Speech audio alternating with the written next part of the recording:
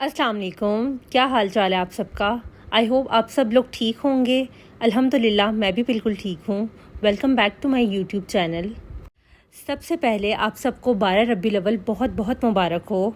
अल्लाह ताला इस बाबरकत दिन के सदक़े और इस बाबरकत महीने के सदक़े हम सब की जायज़ मुरादें पूरी फ़रमाए।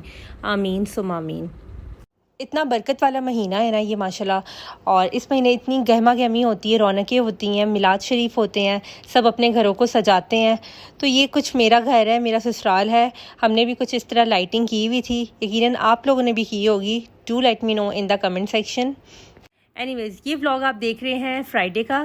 फ्राइडे वाले दिन मैं ज़ैनब को बाहर लेकर गई थी और पूरे वीक में एक फ्राइडे वाला दिन ही होता है जिसका बेसब्री से ज़ैनब को इंतज़ार होता है, क्योंकि उसे पता होता है उसने उस दिन बाहर जाना है और आउटिंग करनी है। ज़ैनब जैसे ही ट्यूशन से आई थी तो हम उसे लेकर निकल गए थे। चनाब का हमारा प्रोग्राम बना था और चनाब जैसे ही पहुँचे तो वहाँ सीन्स कुछ ऐसे ही थे। इसको देख के मुझे कोई इतनी हंसी आई ना, पहले मैं समझी कि कोई स्टैचू है, लेकिन ये स्टैचू नहीं था, ये जीता जागता इंसान था। खैर इसके बाद मुझे मिल गई थी मेरी बहुत प्यारी सी सब्सक्राइबर्स हिरा और Mahnoor, and they wanted me कि मैं उन्हें व्लॉग में लेकर आऊँ। Thank you so much for reaching me out और मुझे पहचानने के लिए, and thank you so much for lovely comments on my vlog.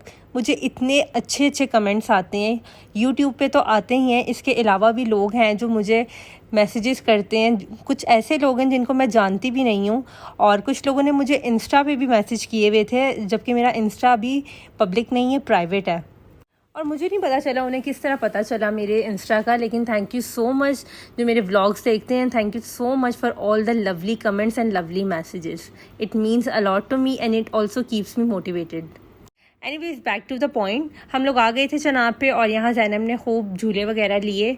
अच्छा मेरे साथ इस तरह होता है कि मैं चली तो जाती हूँ, लेकिन मेरा इन ऐसी जगहों से ना दिल बहुत ज़्यादा घबराता है और मुझे ज़ैनब के लिए आना पड़ता है इधर, क्योंकि वो पूरा हफ्ता फ्राइडे का इंतज़ार करती रहती है और उसे पता है फ्राइडे वाले दिन बाहर जाना ही जाना है। तो खैर बच्चों के लिए बहुत कुछ करना पड़ता है, बहुत ज़्यादा कॉम्प्रोमाइज़ भी करने पड़ते हैं।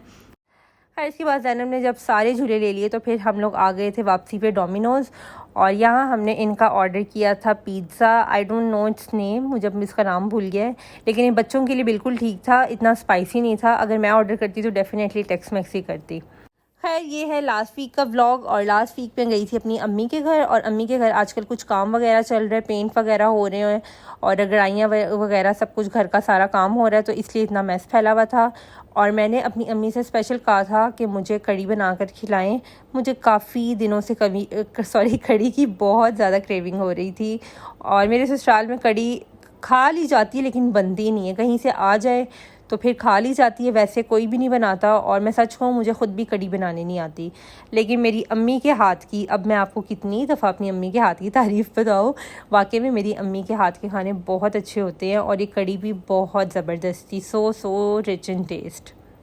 इस कड़ी को और फ्लेवरफुल क्या बनाता है वो है ये कड़ी पत्ता। अम्मी इसका तड़का लगाती हैं, और ये कड़ी पत्ता होम ग्रोन है, अम्मी ने घर में इसका पौधा लगाया हुआ है, तो वहीं से ताज़ा कड़ी पत्ता लेकर तो फिर उसका तड़का लगाती हैं। एंड द कड़ी टर्न आउट लाइक दिस। आपको देखने में आई नो बहुत टेम्पटिंग लग रही होगी, और अभी जब मैं व्लॉग एडिट कर रही हूँ तो मुझे फिर इसकी क्रेविंग हो रही है कि मैंने फिर कड़ी खानी है।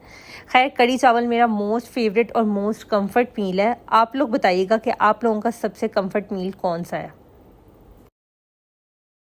और जैसे कि ऑलरेडी मैं आपको बता चुकी हूँ कि अम्मी घर की रेनोवेशन करवा रही हैं, तो डेफ़िनेटली उसके लिए उन्होंने काफ़ी ज़्यादा चेंजेस भी करने थे। सो शी आस्क्ड मी कि मैं आई हुई हूँ तो मैं उनके साथ बाज़ार चलूँ और ज़रा ये चीज़ें वगैरह देख लूँ।